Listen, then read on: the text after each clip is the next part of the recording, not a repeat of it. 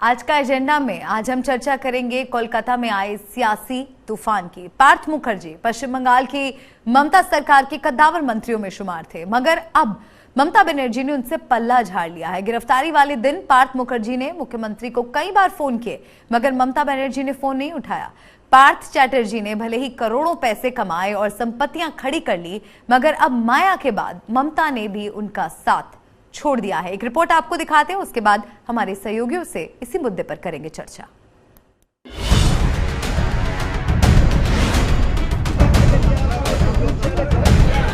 माया तो गई ही गई, अब ममता भी साथ छोड़ गई। ये हाल है ईडी के शिकंजे में आए पार्थ चैटर्जी का। ईडी की रेड में उनकी करीबी अर्पिता मुखर्जी के घर से घोटाले का 21 करोड़ रुपया उनके हाथ से निकल गया। अब ईडी उनसे इस कमाई का हिसाब मांग रही है। उधर इस भ्रष्टाचार की जांच की आंच जब ममता बनर्जी तक जा पहुंची, तो उन्होंने खुले तौर पर ऐलान कर दिया कि भ्रष्टाचार का कतई समर्थन नहीं करूंगी।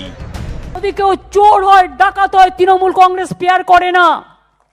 আমি নিজের ছেলেদের অ্যারেস্ট করেছি অনেকগুলো। আমি নিজের এমএলএ এমপি কাউকে স্পেয়ার করি না, অন্যায় করলে মিনিস্টারও স্পেয়ার করি না, মাথায় রাখবেন। কিন্তু অযথা আমার গায়ে কালি ছেটানোর চেষ্টা করলে মনে রাখবেন আলকাতরা কিন্তু আমার হাতেও আছে। तो क्या ममता बनर्जी पार्थ चैटर्जी को मंत्रिमंडल से बर्खास्त करेंगी? ये सवाल इस वजह से क्योंकि कांग्रेस नेता अधीर रंजन चौधरी ने चिट्ठी लिखकर ममता बनर्जी से कहा है कि वो पार्थ चैटर्जी को कैबिनेट से बर्खास्त करें, क्योंकि वो अब भी पश्चिम बंगाल के वाणिज्य और उद्योग मंत्री बने हुए हैं। दूसरी तरफ बीजेपी तो हमलावर है ही।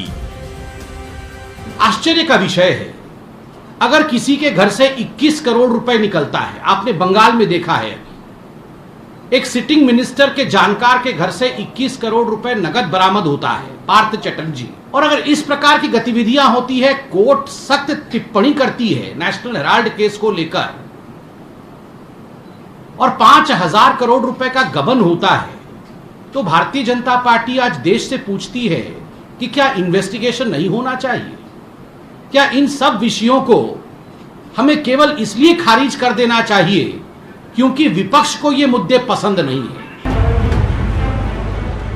21 जुलाई को ममता बनर्जी ने कोलकाता की शहीदी दिवस रैली में इशारा कर दिया था कि उनका टारगेट 2024 का आम चुनाव है, मगर उसके अगले ही दिन ईडी ने पार्थ चैटर्जी के भ्रष्टाचार की पोल खोल दी।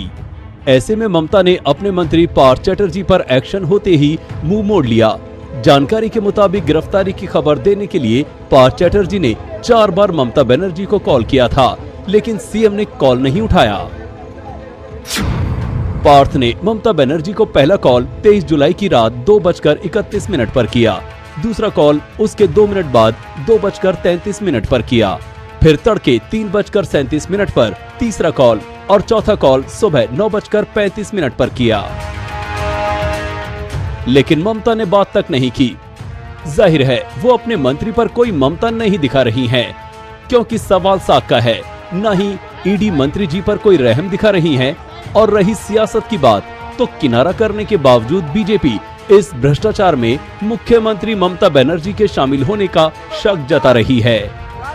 पहले जिसको अरेस्ट करना चाहिए और इंटरोगेट करना चाहिए वो है हमारे माननीय मुख्यमंत्री ममता बनर्जी, क्योंकि हमारे राज्य में एक पत्ता भी नहीं हिलता है उनका अनुमति बिना। तो इतना चोरी हो गया, करोड़ों का दुर्नीति हुआ, करोड़ों का नौकरी बेचा गया। जो हमारे घर के मिडिल क्लास जो लड़का लड़की जो परीक्षा में बैठे थे, जिसका मेरिट लिस्ट में नाम आया था, उन लोग को नौकरी नहीं मिला। नौकरी किसको मिला है? जो परीक्षा में बैठा ही नहीं है, जो ये सब पार्थ चैटर्जी जैसा नेतृत्व को पैसा खिलाया और खिला के उनको नौकरी मिल गया। ममता ने ऐसे आरोपों के साथ ही उस वीडियो से पल्ला झाड़ लिया है, जिसमें उन्हें पार्थ और अर्पिता के साथ मंच पर दिखाया जा रहा है। ममता ने साफ कर दिया कि उनकी पार्टी का अर्पिता से कोई लेना देना नहीं है, मगर जैसे जैसे जांच आगे बढ़ेगी उन तक आंच और तेज होगी। दिल्ली से मुनीश पांडे के साथ अनुपम मिश्रा, कोलकाता, आज तक।